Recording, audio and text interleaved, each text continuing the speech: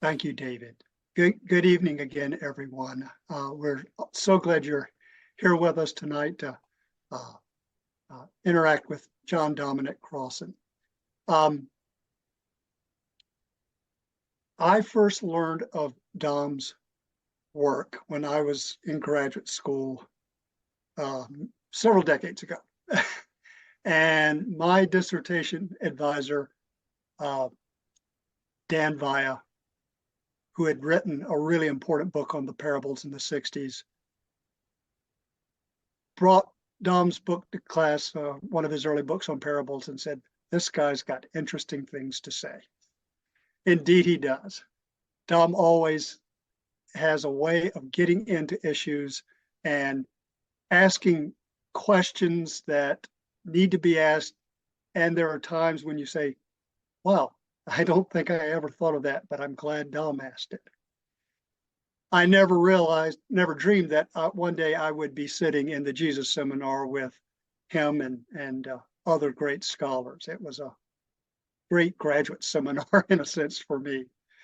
And one of the things that I think many of you in our audience know about Dom, he's generous, he's kind. If you disagree with him, he's going to treat you with respect, and we'll try to figure out, well, why do we disagree and about what do we disagree? Can we get closer to the truth of the issue? He's just a wonderful model. As again, many of you know, Dom's written dozens of books, over 30. And now we get to talk about his latest book tonight, Paul the Pharisee. So I'm not going to take more of your time. This is for you to interact with Dom. I'm going to give it over to Dom. He's going to speak a few minutes. Just remember before Dom takes over, if you've got questions, put them in the Q&A at the bottom of your screen. We'll look in the chat, but Q&A is where we will look first. With that, John Dominic Crossan, welcome. We're delighted you're with us again tonight. Thank you. Thank you, Linda, David, Perry, and hello and welcome and greetings to all of you out there in the great cloud of unseeing. I know you're out there. I believe it. You are the substance of things that appear not. What I'm going to do, I'm not going to do, obviously, a long visual presentation tonight, because the book is the presentation. That's what we're talking about. But I want to do about, trying to hold it to 5 minutes if I can, to introduce the book and to tell you why the book happened and how the book happened. And then I'll give a short video to introduce the book, 5-minute video, and then we'll go to straight Q&A for the rest of the time. All right. Why the book? Where did it come from? I want to think of two periods, from 2000 to 2018, and the book that came out in 2018. I keep saying, I can't say 2000, I keep saying 2018. I'd like to do it that way. 2018 is, of course, the book Resurrecting Easter, Sarah, my own book, How the West Lost, How the East Kept the Original Easter Vision. That's the prelude to tonight, because here's what happened. In the year 2000, Marianne and Marcus Borg, of blessed memory, Marcus at least, asked Sarah and myself to become co-hosts in annual expeditions with about 30 to 40 people around Turkey in search of Paul. Now, what happened was, when we looked at Paul, studied Paul, read Paul, in the ruins of the Roman Empire, and not in the debates of the Reformation, a whole new Paul arose. That's the first thing. The second thing important for tonight, we were in Turkey. Now, we were there for Paul, of course, and looking mainly at Roman sites, but you can't ignore the Byzantine churches. You're not going to go to Cappadocia and ignore Goreme because Paul wasn't there, or go to Istanbul and skip the Kora Museum because Paul never went there. Marcus and I decided each of us had a half-hour lecture each night. Marcus said, I have a set of lectures. Well, he said to me, how will we not do the same thing? So he said, I have a set of lectures. I'll just go through them. And I said, okay, What I'll do is try and correlate what we saw during the day and Pauline texts at night. Now, here was the problem. When you went into these magnificent, say, cave churches in Goreme, and you're looking at all around you, and they are all around you, you're inside the Christian story, you recognize, of course, all the stories. The crucifixion is there, and everyone recognizes it. But then we saw this weird anastasis. That's what the Greek word said. So you knew it was the resurrection. And it sure didn't look like the Western resurrection, where Jesus comes out of the tomb all by himself. Triumphant, magnificent, but alone. They had him taking Adam and Eve, that's the whole human race, out of Hades, the place of death, into life. That was a different Easter. So I had to kind of explain that at night in terms of Paul. In other words, I had to think. I didn't know the answer at the time. By the time I was finished, I was quite aware of this.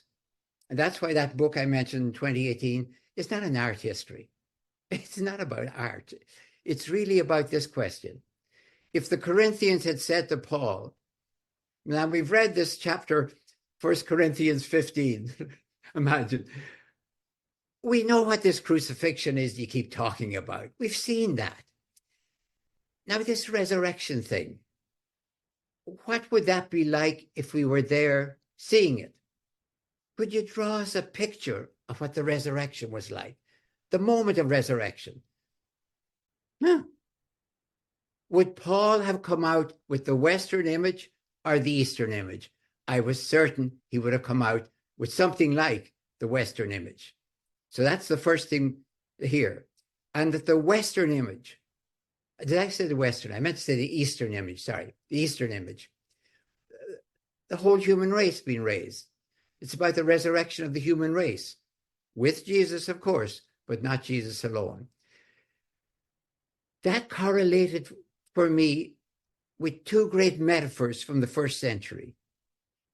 Ascension, which is about one individual going up, personal privilege, or resurrection, which is about the human race. So is the West really resurrection at all? I know it says resurrection, of course. Or is that ascension? So those are the questions that were there by 2018. Now, coming into this book, in the year 2020, I found I had an awful lot of time at home to read stuff I hadn't read. So I read remedially three European philosophers, the German J.K. Taubes, the French Alain Badiou, and Giorgio Agamben from Italy, all of whom were philosophers talking about the present relevance of Paul. And I thought all those lectures I had to give around Turkey to people who didn't know if Paul had any relevance in any case, first century or 21st century. All of a sudden, I see philosophers who are insisting he is relevant. They kind of inspired me. They also inspired me. That's why I have epitaphs. No, that was a slip. Epigraphs from them at the start of my chapters. But I was also quite convinced I can do a much better job than you can on Paul, because I'm going to try Paul not from theology, not from philosophy, but from evolution. So I appreciated them, but they were a challenge for me. Two other small points. I also became convinced that the monumental works of great exegetes like Ray Brown and John Mayer, which stopped at the burial of Jesus, were invalid historical studies. I see no reason to stop there. Whether the ascension and resurrection or is literal or metaphorical, why would you stop? Do classicists stop when the body of Augustus is burning in the Campus Martius? Isn't it fairly important that he's considered to have ascended into heaven? Ascended, by the way, into heaven. So those were all the questions. And one final one. Please understand that for me, Paul is part of the historical Jesus study. I'm not shifting from Jesus to Paul. Paul talks about Jesus, his resurrection, his execution. All of that is for me part of the historical Jesus. Okay, that's my verbal introduction. Oh, well, no, one more thing I should say. How the book was done, swiftly. For the last 50 years, since in Parables, The Challenge of the Historical Jesus, 1973, I've worked with HarperCollins in their Western enclave, Harper San Francisco, Harper One. They closed down that type of scholarship right after, hope not because of, Render unto Caesar. So this book could not go to them. They had, what word do I use as a euphemism? Retired, Mickey Malden. So they were no longer doing the type of work. So immediately I knew who I wanted to publish it, Westar, because they're doing the same type of work. High-class scholarship, cutting-edge scholarship, but geared to public audience. That's what I've been doing with Harper for almost 50 years. So the book went to Westar. Now, we decided also to publish, not just to publicize, but to publish with Amazon. Because when you turn your manuscript into Amazon, they can have a book out in two days. Sometimes with a big publishing company, even with everything going well, it may take a year and a half from when you finish to when it comes out. And that's too slow for modern pace of knowledge. But unfortunately, what we weren't aware of is if you turn in a manuscript to Amazon, they will publish in 2 days what you turned in. So you better have your manuscript pretty much perfect. So we learned the hard way, took it back. That's what you got if you bought it on April the 25th, by the way. We took it back and redid it, desktop publishing with Adobe's InDesign. And that's the book you have now. And I would really advise you to get the hardcover, because the hardcovers don't have a dust jacket on them with Amazon, as far as I know. Instead of which, you get the image on the hardcover itself, so you don't lose the dust jacket and lose the image. So that's my verbal explanation of where we are and how the book came. And now I'm going to give you a 5-minute video, an MP4 video, done on Apple's superb keynote program. And if it's a little bit jumpy, that's just because it's coming through the airwaves. It wasn't jumpy in the beginning. So here we go.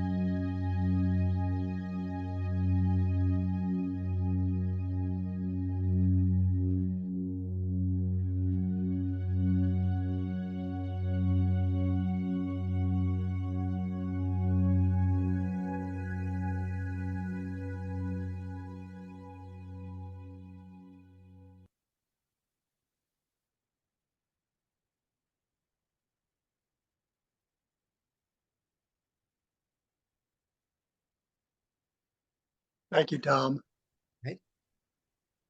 I hope everyone could hear that properly. It came through loud and clear for me, Dom. So thank you for that little setup. Um, so as Dom wishes, I'm going straight to your questions. Keep them coming, folks. We're going to get to as many as we possibly can. So the first one here is from Michael. Michael says, I am reading the Iliad for the first time uh, and came across the phrase shepherd of the people or the people's shepherd, usually about someone who has just done terrible violence or is about to do terrible violence. Is there any correlation here at all with the idea of the shepherd in the Gospels? Michael, you're quite right. There was a huge ambiguity about shepherd in the Greco and the Roman world because the shepherds were used to being out there guarding against wolves and they had whatever weapons were available, even a staff. So in a revolution that might come well for the shepherds. On the other hand, the shepherd taking his precious sheep to sacrifice was the model for the ideal human being. So yeah, shepherds were ambiguous. You're quite right. They could be used as the attacker or the defender, very much, depending on the context. Good start. Uh, Here's one from Russell. Sorry, something just, there we go. Little bit of a challenge here, Tom. As an unbeliever, will I be convinced this evening of either resurrection or ascension? You'll be convinced, I would hope, of both of them as utterly divergent, powerful metaphors. And if you don't believe in metaphors, you have nothing else to believe in, because metaphor creates reality. I'll give you a fast example, a very risky one. It all depends how you might think about a certain election. If you think it was stolen, that's one metaphor. If you think it was legitimate, that's a different metaphor. How you live out those metaphors determines your reality. So be very, very careful about your metaphors. Thank you. This from someone who wishes to remain anonymous. The last three of your 10 questions, hopefully all of our audience received those as a warm up. The last of your 10 questions brought to mind the 12 theses of Bishop John Shelby Spong. Could you comment on Spong's contribution? Not on the thesis, but on his own. What was powerful about Spong from the very, very beginning. I remember one time 60 Minutes invited me to talk about Spong. He was going to be on, I think, and they wanted me to say he wasn't a scholar. And I kept saying the important thing was he was a bishop who was on the right side of racism, against racism, against sexism and all of that. Yeah, but what about his scholarship? Well, he was a bishop who was on the right side. So by the time I said it 3 times, they gave up. They wanted me in a way to disqualify debate scholarship. I wanted to debate. Here was a bishop who was publicly against any form of sexism and racism, etc. That was what was important about him, to be honest with you. Thank you, Don. Jolene and Robert write this. In the first chapter, in discussing metaphor and reality, you state, quote, whatever will be a metaphor lived into a reality that works for us only when and if human evolution tracks and changes in conformity with cosmic evolution. Can you explain this further? And I think you've already done a little bit of that in your second response. Yeah, here's where we are. Small metaphors we're really good at. If I were to say to you, the clouds are sailing across the sky, I wouldn't want you to say, well, Dominic, they're really not sailing. I would say, oh, come on, get a life. It's a metaphor. Of course, it's a small metaphor. You're seeing the sky as if it were the sea. So sky blue, sea blue, white sails. We get it. We understand it. Okay. It's a metaphor. We could do without it. We could simply say, well, whatever. if you have a magnificent metaphor from Hamlet, but see the dawn in russet mantle clad, walks o'er the dew on yon high eastern hill. You could also say, hey, sun's up. It's a metaphor. So small metaphors come and go, but they are little warnings that the big metaphors that make us, we don't see. We're inside them. The example I use is in Germany in the 30s, you have the Third Reich as a metaphor for how to live. In America, you had the New Deal as a metaphor for how to live. People lived both of them. They created reality, and one reality worked better, shall I say, than the other. I'll leave it at that. I think there is a reason that metaphors don't work. So it's not like, well, anything goes. It's all perception. So if people see it this way, it'll There's a reason that empires have all come and gone, because they're not tracking with evolution, which is fair to everything. So what I'm trying to see is that we cannot get out of the great metaphors. As I see it, democracy is a metaphor. It's a way of seeing how to live. If you live it, it works. We think it works. If you stop living it, it doesn't descend from heaven, as it were, and it's going to happen whether you like it or not. Autocracy is a different metaphor. Some people think autocracy works. Some people have elections to decide whether autocracy or democracy works. But they are metaphors, and they're deadly serious because they create your reality. So that's a warning. If I were to say ascension, resurrection are metaphors, and then somebody says, well, just metaphors. We talk under different understandings of reality. So I'm trying to see that as far as I understand it, our world is ruled by evolution. That we cannot quite see, but we can see the effects of it. And some things don't seem to work. And that's what we have to face. Now that we've got the climate almost ruined, we have to face that some things don't work. They worked for a while, of course, but they don't work in the long run.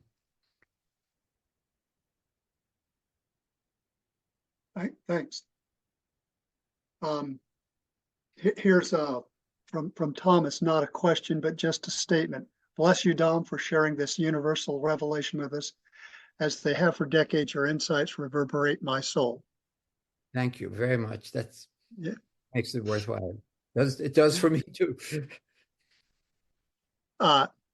Eric wants to pick up on the issue of metaphor. Do you think of God as a metaphor? Any insight you want to share on that? If I use the term God, I am not talking about a person. I am talking about a mystery.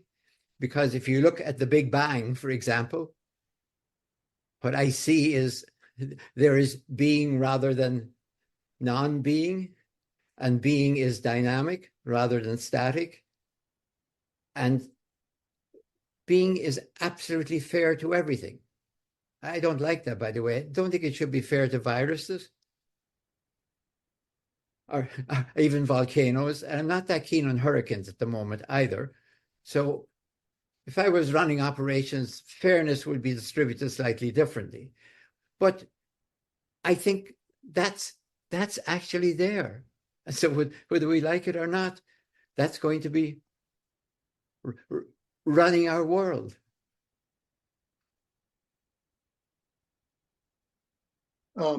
Someone here asked about the 10 questions, and these were made available, I think, to all of our registrants, but perhaps I'm going to ask Linda if she can help us out, if she can maybe post those or a link to them in the chat for our audience who, for whatever reason, didn't get those or didn't see them.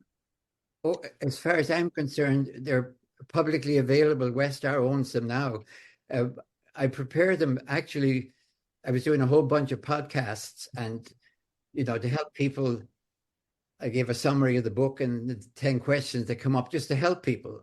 They were my questions as I was going through the book. These are the questions that were running the book and are still there. I mean, I have an answer to them, but that doesn't mean I've answered them. That means these are the constitutive generative questions. So by all means, any use you want with them. Okay, we just want to make sure that everyone knows what we're talking about. And this person wasn't quite sure where they were. Okay.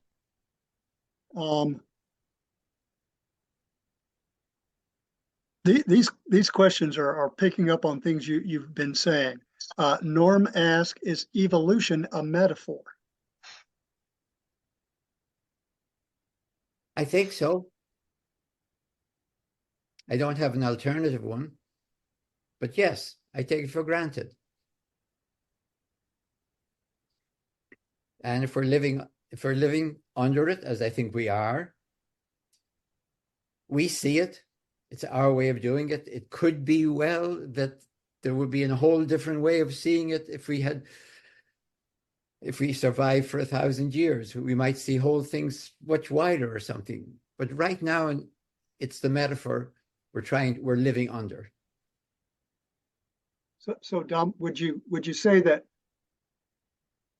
evolution is both a process that we see happening in nature, but it becomes a metaphor when we make it as part of the way we understand the world, the way we understand this reality. So we live into it or live in it a certain way if we accept or see that it's operative. Would that be fair? Yes. On my part? Somebody might say, there are people who deny evolution. They simply say God set it up the way it is, and it's just, I guess, humming along or something like that, but that God could interrupt at any moment and be completely different. That's a different metaphor. It's sort of suspended by the will of God, using God as sort of a personified person. And therefore, it really is not operational at all. And by the way, when I'm on this subject, I kind of wish that cosmic evolution had been discovered first. You know, that Darwin had discovered cosmic evolution, and only later we tried to fit human evolution into it. Because I think what happened is human evolution arrived first in our awareness, and there was so much opposition to it that we almost didn't notice when cosmic evolution. I don't know, was there a huge revolt against cosmic evolution similar to the Darwin ones? I just wonder what would have happened if that had come in quietly and people had said, oh, that means that God is running the world by evolution. And everyone has simply accepted it. That's the way God has decided in the classical God understanding to run the world by evolution. So get with it. Wow, would that be different when then along came within this cosmic evolution? There is the one that we're more peculiarly interested in because it's ourselves, human evolution. They might have that's just a speculation. So take it for what it's worth. Again, on the topic of evolution, Mary asked, how do you define evolution as fair? Now, maybe that's what she Yep. What do you mean by evolution is fair?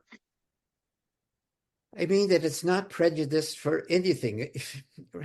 If you have a volcano, that's the material world doing its calisthenics. I mean, I don't like it if it's right where I'm living, by the way.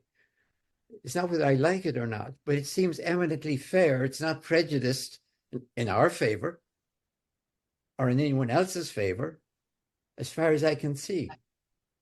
That's what I mean by fair. It's, if we think of justice, it tends to go out, to be honest, in a little bit like ripples in a pond from ourselves or those we love. But it seems to be absolutely fair to all the processes that are out there. The physical world, the feral world, except us, and then the human world.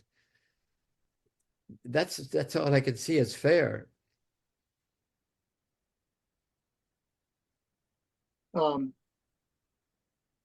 Joel asked, and I think you've already kind of hit on this, but I want to give you the full question.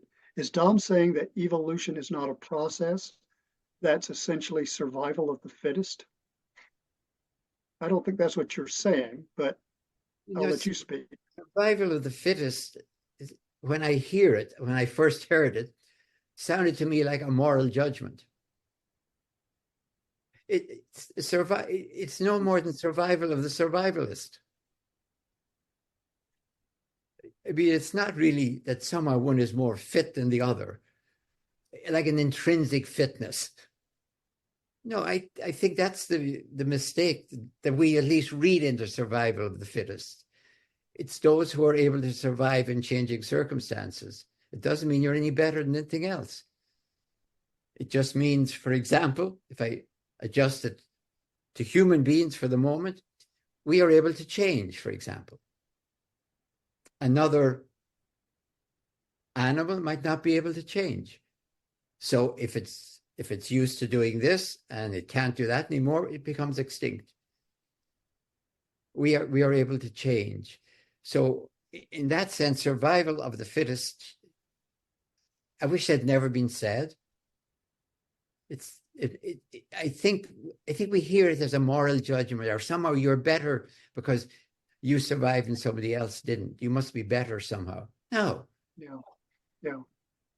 You're fitter since you survived. Redundancy. Survival is a survivalist. Adaptability.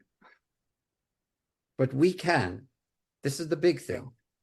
We can change, and that's if you talk about like the divine forgiveness, the equivalent is human beings can change. That's how evolution forgives us. We can change. And evolutionary mercy, for me, is the time within which you can change before it's too late.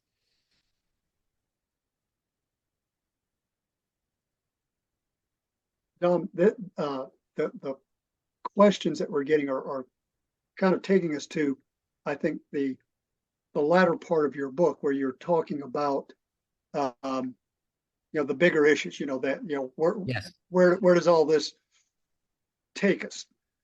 And so Sea Raven has a really interesting question. We have in recent weeks and months done several programs on Christian nationalism, and we had a little members only conversation that David referenced just a little earlier this week. So she's asked, how does understanding Paul's vision help us counter Christian nationalism? In other words, can you talk more about how Christian nationalism cannot be countered with Christian universalism or hegemony? And in general, the questions, as I see it, will fall in three groups. Either, let's call it the Jesus and Luke Acts cluster, Paul and Luke Acts cluster, Paul and Jesus, execution and resurrection cluster, are the ones we've been talking about, Paul and God or evolution. So it's fine. We have three categories. I think this is a little bit more about the middle one. Okay, Paul the Pharisee. Let's take the title of the book. Yeah. Pharisees. I have to do a little remedial work here. I kind of see as a vast simplicity, the Sadducees are the right wing in the first century. The Essenes down at Qumran, who don't even attend the temple or follow the calendar of everyone else, are the left wing, and smack in the center are the Pharisees. They are the most popular group, according to Josephus, and I trust Josephus and the Pharisees and not the New Testament and the Pharisees, because watch my language, the followers of Jesus, who I call the Messiah Christ, and I do that deliberately because the Messiah is the anglicization of Hebrew and Aramaic, as we all know, and Christos or Christ is the anglicization of the Greek for the anointed one. So I call them Christics. Paul is a Christic. He's not a Christian. He's a Christic, though, a messianist, if you will. So those people, Paul the Pharisee. Now, They are fighting for the center. That's why the language is so nasty. That's why Matthew is so nasty about the Pharisees. Matthew is nasty about the Pharisees because I suspect he may well have been a Pharisee himself. At least a scribe, maybe not a Pharisee. So I'm going to bracket everything that's said in the New Testament about these Pharisees as nitpicking legalists and hypocrites and brood of vipers and going to, all of that stuff is infighting among two groups too close to one another. You won't find much nasty stuff about the people down at Qumran in the New Testament or the Sadducees until you get to Jerusalem and the death of Jesus. So now, what are the Pharisees? That's the first question. Before we say Paul says he's a Pharisee, proudly actually, and Luke says he's a Pharisee too. What does it mean to be a Pharisee, according to Josephus? First of all, very faithful to the tradition. And I don't hear that as nitpicking legalist. Faithful to the tradition means exactly what it says. Faithful to the traditions of our ancestors. And here's the great irony. The other thing that the Pharisees are famous for is the resurrection of the dead. He anastasis nekron. That's genitive plural, as we all know. Not of the dead one, but of the dead ones, plural. You want to say, well, where's that in the tradition? If I was a Sadducee, I would say, show me that in the tradition. Open your Bible and show me the resurrection of the dead. And they would probably counter by saying, well, it's oral tradition, of course, from Sinai. But it's kind of anomalous. I could see, however, why people in the first century, ordinary people, would love the Pharisees. You mean there is a cosmic justice? You mean there's going to come a day, soon we hope, when God's going to raise up the whole human race and judge them all, including the Romans, and then heaven or hell? That's what the Pharisees mean by the general resurrection. It's just a shorthand for those three things: resurrection, judgment, sanction. Now, it's going to be at the end of time, but at least we can at least look forward to cosmic justice. Try and remember, in the Phaedro, Plato had said that, you could imagine the souls going to heaven, my language now, or hell, or purgatory. He invented purgatory, actually. But it's kind of a very personal thing. That has nothing to do with cosmic justice. It's just what you or me or everyone else is going to have a personal judgment. Now, the Pharisees come up with a cosmic justice. Everyone will see it. That's a heck of a new vision. It's a totally new vision. And it's not the same as saying that every one of us will be judged when we, yeah. So this is a vision of cosmic justice. Now, what Paul says, of course, is not, we're all looking forward to that at the end of time, isn't it marvelous? He says it has already begun with Jesus. That's the radical new thing that Paul, the Pharisee, who accepts this whole vision, adapts it to Jesus. It has already started with Jesus, the first fruits of them that sleep.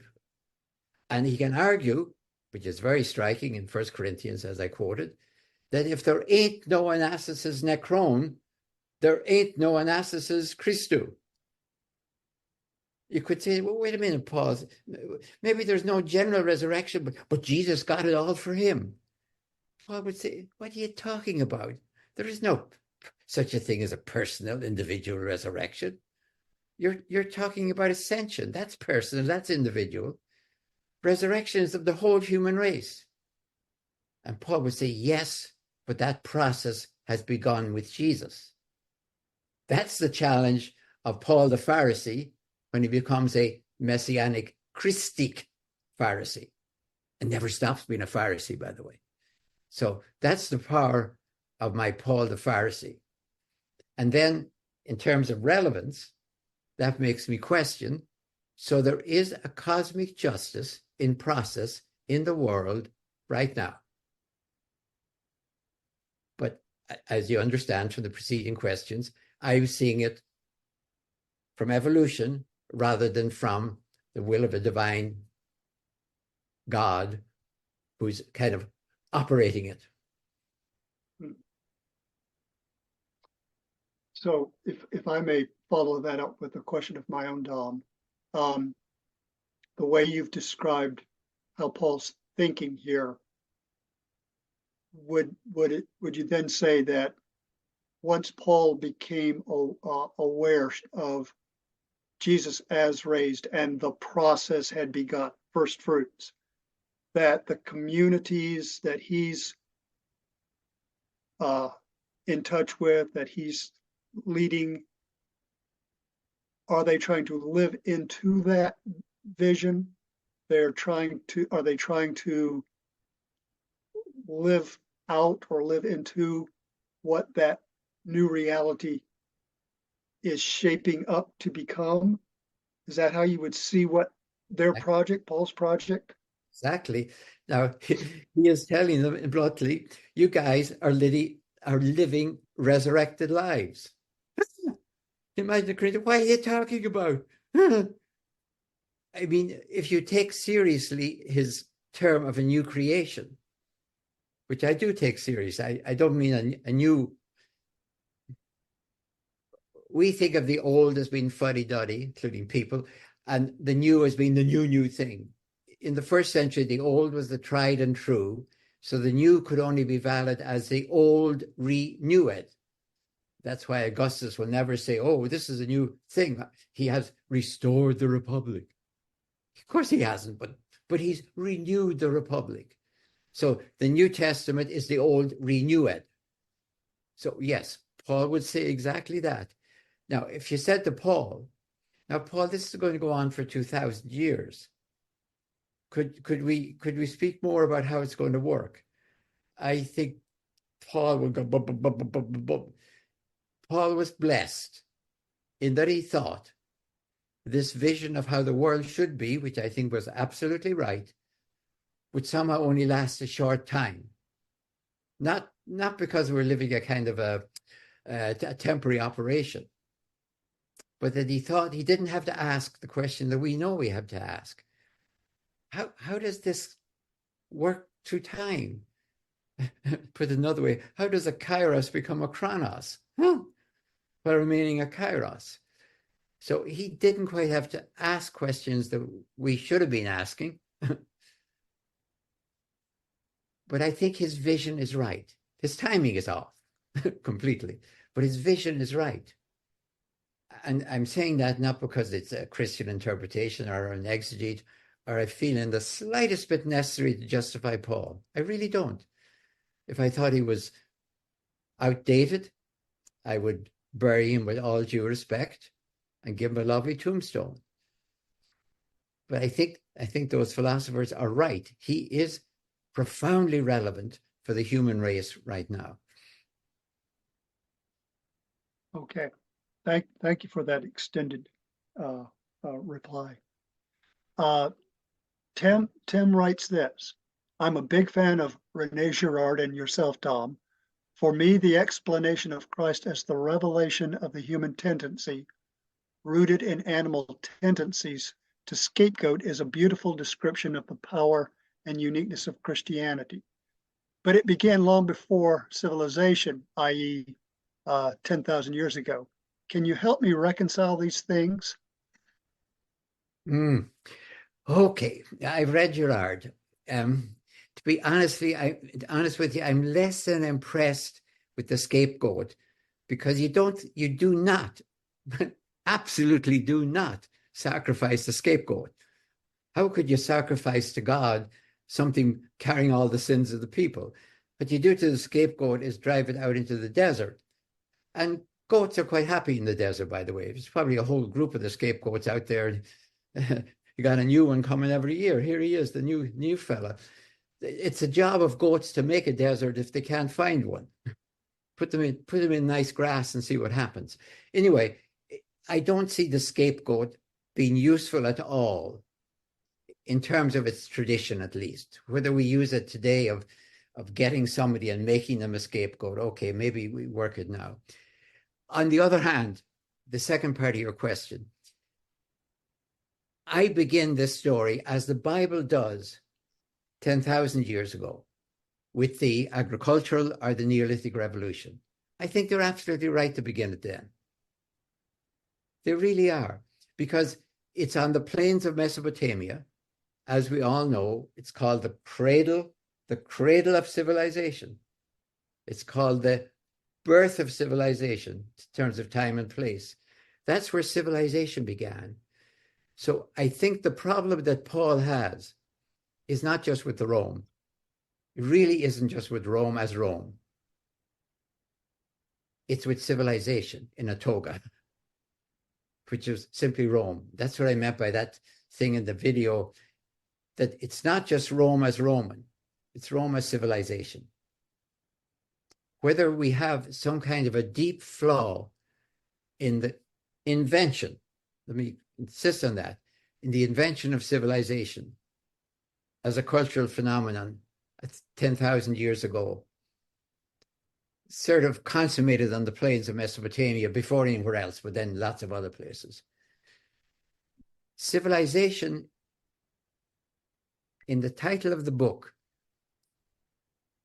I talk about the violence of civilization. You could understand that means that little part of civilization that is violent, like a partitive genitive. It ain't a partitive genitive. It's a whole genitive. It's the violence that is civilization.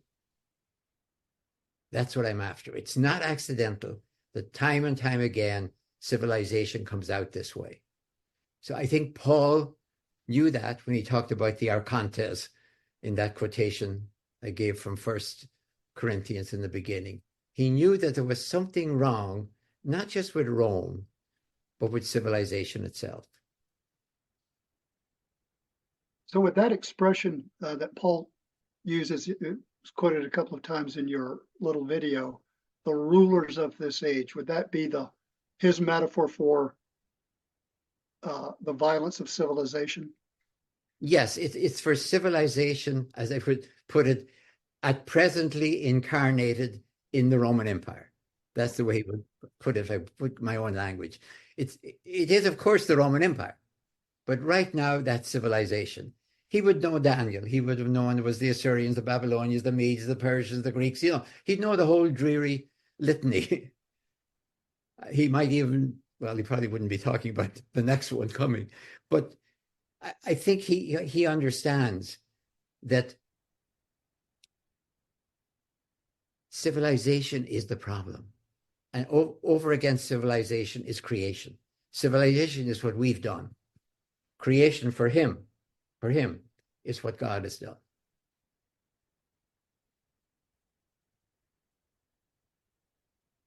That's where you in your conversation, you're comfortable with the God language or evolution language, because exactly. both are creation, part of that creation language. Great. I wouldn't want, I do not want this to be a theist against atheist. I would like to say, if you're a theist, then God is running the world by evolution. If you're an atheist, then the world has been run by evolution. So we have to face evolution in any case.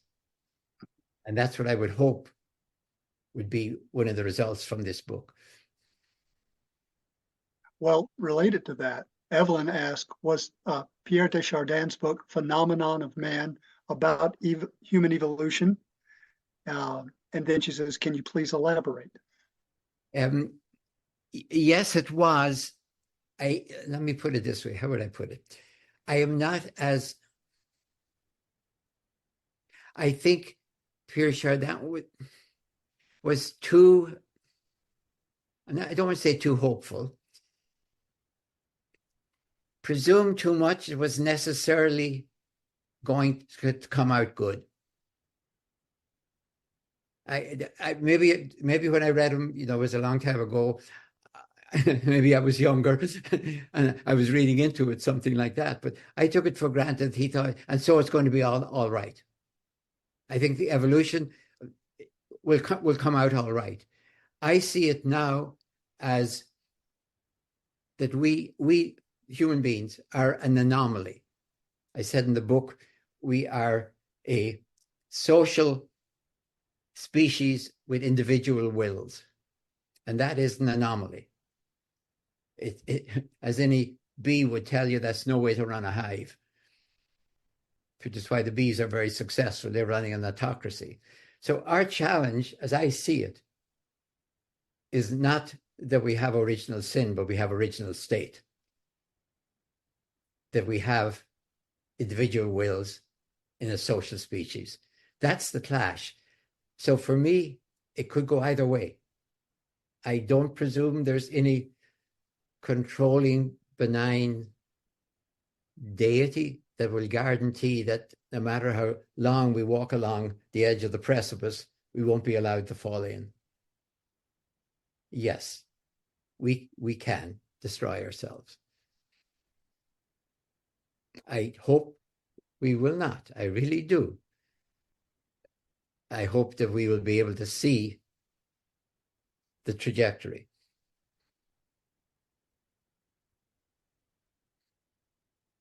We're beginning to get, in addition to new questions, follow-up questions from some of our viewers. So Mary, thanks you for your first answer to a question a while back.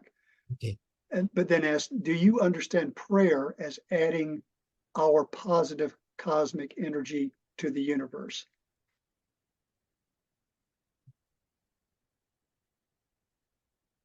Basically, yes, Mary. I mean, I did spend 19 years in a monastery and loved it, basically.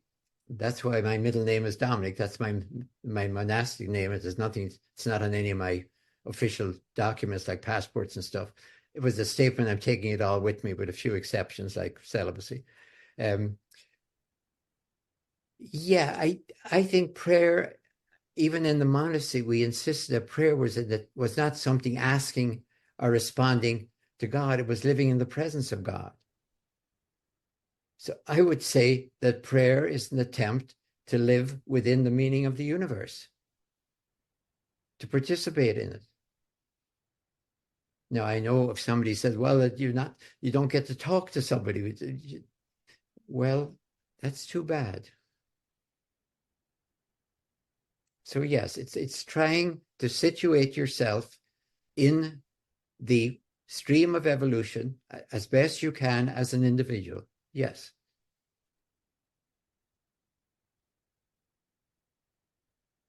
Okay. Joel says, reading you and listening to you makes him want to go back and read Daniel Dennett's Freedom Evolves. Appreciating this very much. Thank you. I don't think I've read that. Say it again. Freedom. Daniel Dennett, Dennett. Freedom Evolves. Freedom Evolves. Okay, thank you very much for the reference. Good title. Dennis writes, might Jesus have been a Pharisee? His teachings seem quite Deuteronomic in their concern for justice. As I don't think so. I don't think so. But the reason is because I think the Pharisees were learned scribes. I don't think you were a Pharisee unless you could read and write. Now, that could be totally wrong. But I see Jesus talking primarily as a peasant to peasants in the parables. I don't see him as exegeting scripture. I really don't. I think that is done in his name. So I don't see him as a Pharisee, which is not means to say that he's against him or anything else. It would be very, very interesting to see how much is, I'm trying to think offhand, I can't think offhand, how much is there against the Pharisees in the Gospel according to Q? I'd have to recheck. Yeah, this is reminding me. I don't think so. That's because I think they were kind of elite scholars. Nothing against them, but Okay. I'm not going to take us back to the old days of the Jesus seminar. I was thinking of something else. I noticed, by the way, that Luke has to do a lot of stuff to upgrade the curriculum vitae of Jesus. Like he can go into synagogue at Nazareth and find his way around the Hebrew scripture to find it almost at the very end of it. I'd like to have a little assistance in doing that myself, by the way. So he is certainly a scholar. As far as Luke is concerned, Jesus is a scholar. And Paul, of course, is a Pharisee, born of Pharisees and trained in Jerusalem. So I think Luke has to upgrade the curriculum of both of those.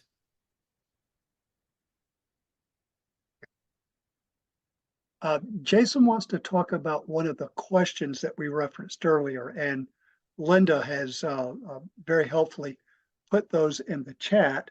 But let me read question 7, Dom, and then I'll read Jason's question, okay? This was Dom's formulation. Is the West individual or the East universal resurrection more in continuity with Paul's vision of Jesus' resurrection, anastasis? In other words, is the Western or the Eastern understanding closer to what Paul understood? So Jason writes this about that question.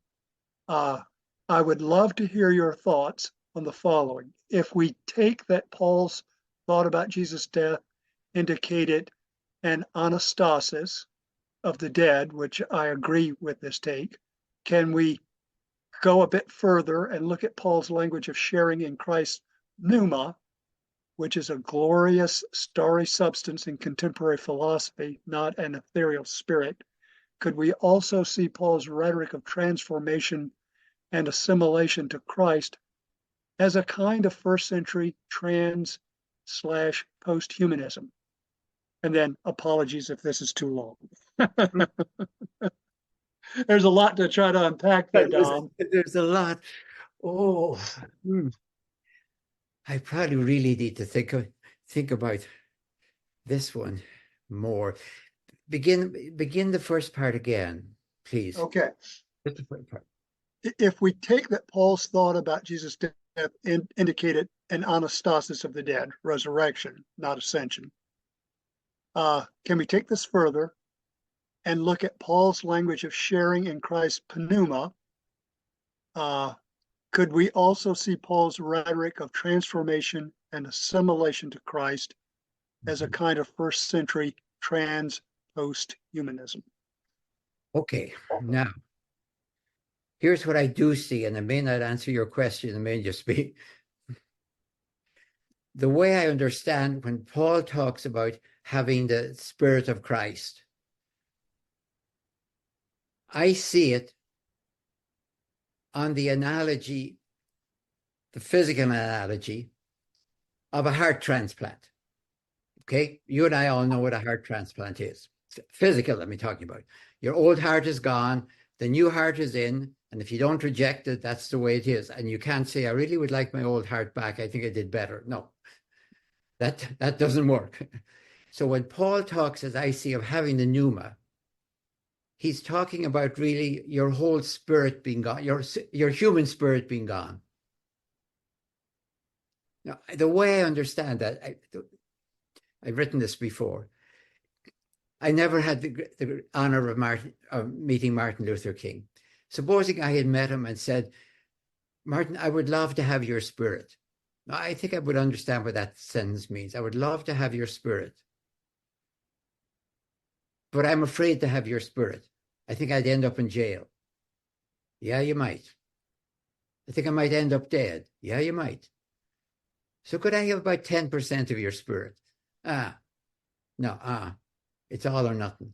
I think that's what Paul would have said. You take the spirit and you're out of control. If the Spirit of Christ takes over, then you will act in a certain way. Otherwise, you will always be maybe imitating or taking this or that. So I think when he talks about the Spirit of Christ, this will be the spirit of the new creation taking over. Would that be beyond humanism? Oh, yeah. Yeah, it's beyond civilization. It's a new creation. It's like the creation that was imagined in Genesis 1. Genesis 1, I mean, the first creation story. So I think it would be a radical difference. That's why, although Paul one time does use the term the law of Christ, you can't accept this as a law. It's not internal enough. It's not radically redoing the internals. Maybe I could use one more illustration. Supposing I get a note tomorrow from Apple and it says, we have a new operating system. Do you want it or not? Okay.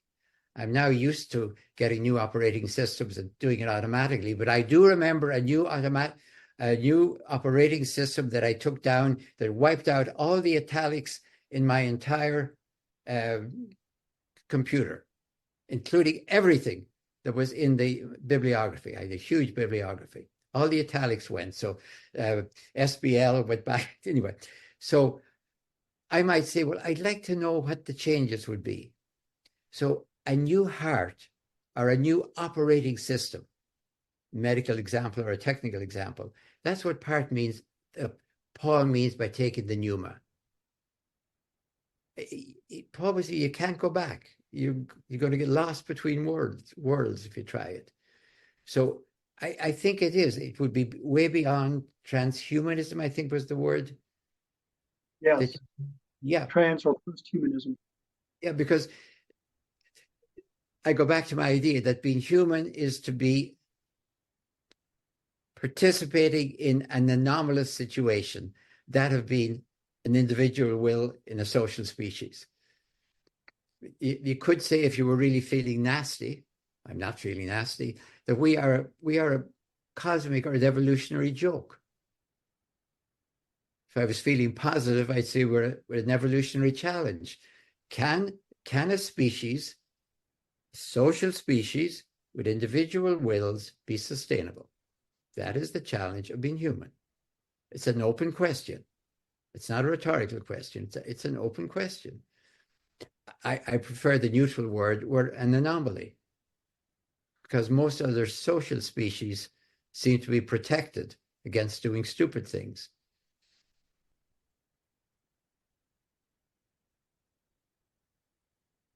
We're only protected by conscience. Yeah. Which I suppose is the tree of the knowledge of good and evil. That's how we took out of the Garden of Eden, with not knowledge, but knowledge of good and evil, which is conscience. I like how you've used several metaphors to try and explain it. I hope. Yeah, that's right.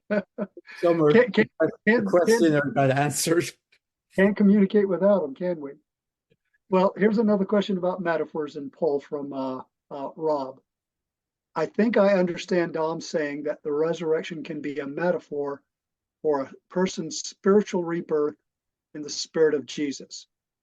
Jesus' message survived his crucifixion. I'm wondering if Paul understood Jesus' resurrection as a literal event, like a bodily resurrection, as a Pharisee witnessing the general resurrection of the human race? Question mark. Let me see if there's a little more. No, that's the whole thing. That's a kind of involved one. No, let me take the first part. Now, remind me later if there's a second part. I do get asked very often, especially in public lectures, which used to exist before 2020. Well, yeah, fine. We got all your metaphorical stuff, but did these people really take it literally? And the honest answer to that is I haven't a clue, and nobody does either. And we can't even know in America today who is taking certain things, which I will leave it to your imagination, literally or not, when they're just using them as powerful metaphors. I'm against the government, therefore it's an invalid government, therefore the election was invalid, therefore. Are you really serious? Or is it just a metaphor of dismissal or something? I think, honestly, if you went up to Caesar Augustus and said, you do understand you're a metaphor, all this divinity stuff and Son of God and God Augustus and Savior of the world and Redeemer from sin and Creator of the new world, which, by the way, was Augustus's title. You do understand that's just all metaphor. I think you better be ready to run. So I think people have a capacity to hear certain things and accept certain claims and not ask that question. I don't say I understand it completely. I really don't. But I don't understand it in the 21st century or in the first. People who live, I used to say people who lived before the Enlightenment. But to be honest, I seem to find an awful lot of people are living before the Enlightenment. The statistics about people who believe this, that, and the other in this country that I thought we had passed in the Enlightenment, which I don't idealize, by the way, but in general, I thought we had got over certain things. So I don't know, but I think absolutely he took it seriously and was willing to live by it. Oh, one other thing, you talked about bodily resurrection. Everybody in the ancient world took it for granted that when you died, went down to Hades or Sheol, you had to have some kind of a body, otherwise nobody would recognize you. How could Aeneas go down to Hades and find his father if he didn't have a recognizable body? Now, it's quite clear in the Aeneid that he couldn't grab him and hug him, kind of with hands, but he could recognize him. So as Paul said in 1 Corinthians, there's different types of bodies. Now, there has to be, otherwise Aeneas couldn't have recognized Hector by his wounds if Hector wasn't still carrying the wounds. So the ancients took it for granted, of course. I suppose Dante must have somehow too. Otherwise, how could you recognize all those people if they didn't somehow carry little signs? So I think a lot of that bodily stuff is sort of a great red herring, actually. Of course, there is a recognizable body if you're imagining Sheol or something else. And of course, when Claudius went up to heaven, and if you were mocking it, he had to be recognized up there.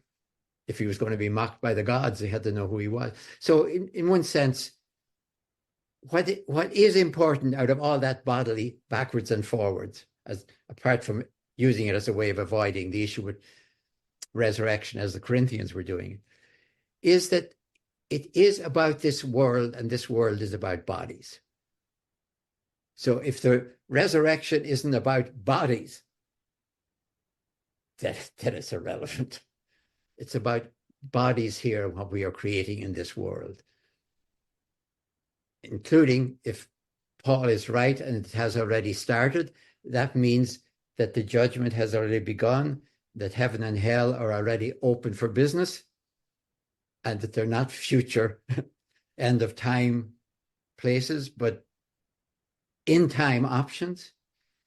So all of that comes roaring back in, if Paul is right, that it starts with Jesus. And it can't apply. I think the person who asked the question used individual. I think the question mentioned an individual, but the whole point of the Pharisaic vision is it's cosmic. It's universal. It applies to all human beings, everyone who's ever lived. So it's not a vision of what will happen to you and I when we die. I think if you ask Paul, okay, Paul, supposing you were to die tomorrow and the consummation of the age doesn't come, where will you be in the meantime? I don't think Paul would have a clue. I think he'd probably say, oh, get a life.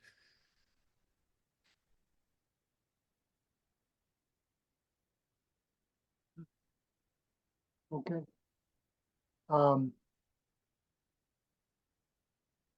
Chris asked this regarding the notion of civilization as essentially flawed. Perhaps original sin is corporate, but misinterpreted as individual. Do you want to comment on that? My way of putting it was the shift from original sin to original state. But let me back up a little bit. There is no sin in Genesis 2 and 3. The Bible is never embarrassed about saying, you've sinned, you're going to be punished. And all of it. Where's the punishment in there? I mean, God doesn't say you're punished. This is an attempt to explain how come we seem to be in this kind of a mess, that we have to work so hard, and it's hard having kids. And interesting, we're also in this mess that men boss over women, which somehow is also part of the problem. They're trying to explain humanity. There is nothing about disobedience. You can read it in, of course. There's nothing about sin. There's nothing about punishment. And probably at the time of Paul, as far as we can understand it, there was no concept of an original sin in the sense of which we have it in Augustus as an ongoing genetic trait, let me put it that way. It was a bad example. Yeah, the first thing that Adam did is give some bad example, and we all picked up his bad example, if you did it. So I don't see original sin, really, at all throughout the scriptures. I mean, whenever a psalm wants to say, boy, you guys have really disobeyed the Lord your God, they start in the desert. Why don't they start in the garden? That should be the great inaugural disobedience, if you're going through a litany of disobedience. It just ain't in the tradition until later Christians bring it in. So I think it's just not there. So original sin, I think we should quietly shelve it and take a good look at original state. And I'm defining original state is the social species with individual wills. That's the anomaly. So in one sense, I think people who had intuitions, there's something wrong with us. What is it that's wrong with us? Maybe we have an inaugural sin. I understand it. It's not a stupid idea. You could find it back there, but I think it's an intuition of the anomaly of our situation. And they're trying to explain it in terms that make sense to them about sin, punishment, disobedience, all the rest of it. Thanks, Tom. I think the word sin gets used only in the Cain and Abel story for the first time. Yes, thank you for that. I mean, because that's the other important. By the way, Genesis 1, I mean, the first creation story, leads straight into Genesis 5, where the firstborn son is Seth. All of a sudden, you have the Yahweh's account in 2, 3, and 4. But in the Yahweh's account, which is plunked in the middle of the priestly account, you're quite right. In 4, 7, for the first time, you get sin. The word sin is used. But also God says to Cain, it's like a feral beast crouching at your tent door, but you can avoid it. It's not an inalienable or an intractable threat. And then, of course, in Genesis 4, the chapter ends when Cain creates the first city. And then with Lamech, about 5 generations later, violence escalates, and it's Lamech's children, descendants of Cain, therefore, who invent civilization. As you can read it, Lamech boasts, of course, that you hit me, I kill you. That's escalatory. And then his children invent basically civilization. So Genesis 4 is, for me, I'm talking now literally, the most succinct and accurate description of the dawn of civilization, the birth of civilization on the Mesopotamian plains. They knew it. I think the person who wrote Genesis 4 knew exactly what was being done. And violence then is not just the actions of some bad apples, but it's baked into civilization itself. Yeah, and I'm sort of amazed. I mean, I understand I would not use that language maybe, but How did they see that? Well, you could say it's revelation. One of the great ideas that comes out of this book for me is that whether the great religions were like intuitions of evolution. Now, nobody knew anything about evolution, of course, but they're seeing something that I can read so easily as evolution that they're reading as will of God or something like that. Why does it work so well to read Genesis 4 as the dawn of civilization, and to see it as escalatory violence, not just violence, and homicidal violence, of course, but not just homicidal violence, escalatory homicidal violence, because that's, of course, the danger of violence. It's the escalatory nature. Dom, I'm aware that we are getting towards the end and we still got several questions. So I'm going to go as quickly as I can here. Get to as many. Sorry. No, you're doing great. Jess asked, how does your approach to Paul and evolution work with a notion of God as a cosmic teleological force for humanization, a la Gordon Kaufman? Is humanization too presumptive of our importance and not sufficiently cosmic? Is the Eastern Christian approach consistent with that kind of force? In Okay, quotation. I'm going to answer, it doesn't work with it. This is a time where you have to choose. It doesn't.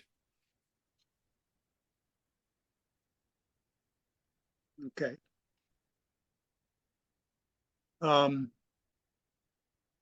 And Carl goes back to Spong. Spong's thesis number 12 is on prayer. Prayer understood as a